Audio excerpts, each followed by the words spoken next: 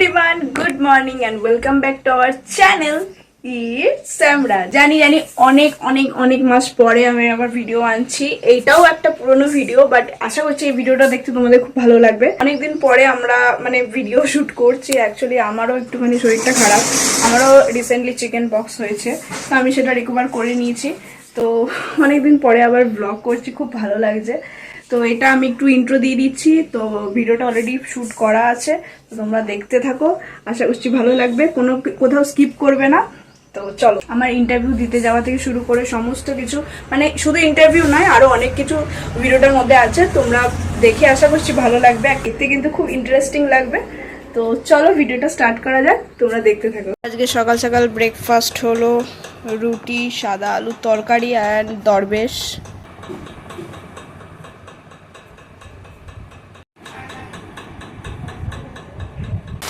বাইরে প্রচন্ড বৃষ্টি, দেখো এত বৃষ্টি, দেখো রাস্তা দেখলে বুঝতে পারবে কত বৃষ্টি। তো আজকে স্পেশাল ব্লগ, যে 20 দিন মতো আমি কলকাতায় আছি। আর গেস হোয়াট, আজকে আসছে আমাদের স্পেশাল একজন গেস্ট, সে হলো রাজ। তো যেহেতু বাইরে প্রচন্ড বৃষ্টি পড়ছিল, সেই সময় কোনো ক্লিপিংস নেওয়া হয়নি। তো বাড়ি আসার পর ফ্রেশ হয়ে ব্রেকফাস্ট করে ফাইনালি এখন আমরা লাঞ্চে বসে গেছি। আর আজকে স্পেশাল মেনু হচ্ছে ইলিশ ভাপা। তো খাওয়া দাওয়া করে আমরা আবারও বেরিয়ে পড়েছি একটু শপিং এর উদ্দেশ্যে। আর তার পাশাপাশি রাজেরও কিছু কাজ আছে, তো সেইগুলোই সবকিছু করতে বেরিয়ে। ভিডিওটা দেখে তোমরা বুঝতেই পারছো অনেক দিনের পুরনো ভিডিও, তো ব্লগগুলো তোমাদের সাথে তো শেয়ার করা হচ্ছিলই না। তাই আমি ভাবলাম যে এখন যখন ফাঁকা আছি তোমাদের সাথে ব্লগগুলো শেয়ার করাই যেতে পারে। তো এখন আমরা এসেছি শ্রীনিকেতনের শপিং ডান। এখন আমরা যাচ্ছি আবার একটুখানি খেতে, খুব খিদে হয়ে গেছে। আর দেখো ও আওয়াজ, চলো দেখা যাক। খিদে পেয়েছে, খিদে পেয়েছে না, না খিদে পাইনি, পেয়েছে তো বটে। শ্রীনিকেতন থেকে শপিং কমপ্লিট করে আমরা চলে এসেছি মঞ্জিনিসে। প্রচুর খিদে পেয়ে গেছিলো, তাই এখান থেকে রাজ নিয়েছে চিকেন প্যাটিস, রাজ আর মণিমা, আর আমি আর মা মিলে নিয়েছিলাম ভেজ প্যাটিস। আমরা কখনো সোদপুরে শপিং করতে গেলে আমরা এখান থেকেই স্ন্যাক্স কিনে খাই, আর এখানে খাওয়া দাওয়ার কিন্তু অনেক সুন্দর। তো চলো এখন বাড়ি ফেরার পালা। খাওয়া দাওয়া পুরো ডান, এখন আমরা বাড়ি ফিরছি, খুব টায়ার্ড হয়ে গেছে। আর ও তো আজকেই এসছে, ওর খুবই শরীরটা খারাপ লাগে। তো চলো আজকে রাতের মতো বাই, দেখা হচ্ছে আবার কালকে সকালে তোমাদের সাথে। Hey everyone, good morning. সকলে কেমন আছো? আমরা খুব ভালো আছি। আর আমরা বেরিয়ে পড়েছি, এখন আমরা aছি ব্যারাকপুর স্টেশনে। আর ওখান থেকে একটা অটো টোটো নিয়ে আমাদেরকে যেতে হবে হসপিটালে। আমাদের সাথে দেখা হচ্ছে আবার ইন্টারভিউ দেওয়ার পরে। ইন্টারভিউ কেমন হলো সেটা কিন্তু অবশ্যই জানাবো তোমাদেরকে। আমরা অর্ডার করেছি দোসা, খাও, খেয়ে বলো কেমন হয়েছে। মশলা দোসা, 3 রকমের চাটনি দেওয়া দোসা।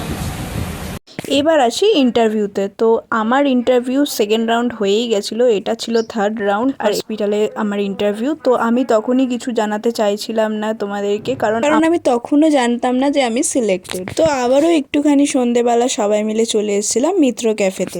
কলকাতা থেকে বাই বাই করার পালা। আর এই টেংরিগুলোকেও, এই টেংরি, এই পিটকিলি, ওই দেখো আরেকটা। এটাকে আমি খুব ভালোবাসি, দুদিনে খুব ভালোবেসে ফেলেছি কিছুদিনে এইটাকেও। এই পিকি। প্রায় 20 দিন থাকার পরে আমরা ফাইনালি কলকাতা থেকে আসছি, তাই সবারই একটু মনটা খারাপ ছিল।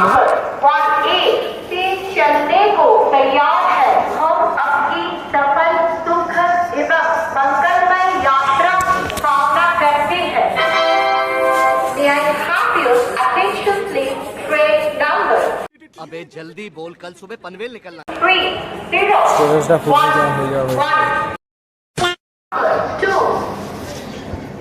2000 years later.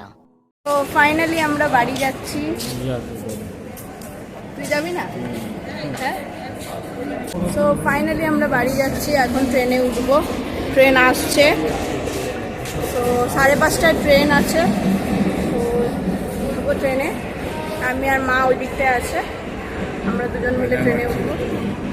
তো আমি এখানে, আমার দিদুন অসুস্থ ছিল, এখনো হসপিটালে ভর্তি আছে দিদুন। তো जानते हैं। হ্যাঁ, চুপ।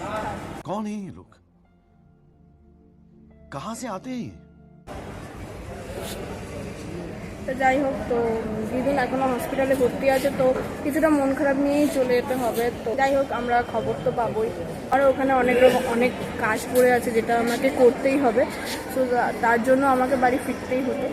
তো এখানে মোটামুটি অনেক দিনই থাকলাম, 19 দিন মতো থাকলাম। তো এখন আর ভালো লাগছে না, এখন দুর্গাপুরের জন্য মনটা টানছে। চলো, ট্রেনটা আসার পর তোমাদেরকে দেখাচ্ছি। ফাইনালি কিছুক্ষণ ওয়েট করার পর আমাদের ট্রেনটাও চলে এসেছে, আর আমরা এসেছিলাম ইন্টারসিটিতে।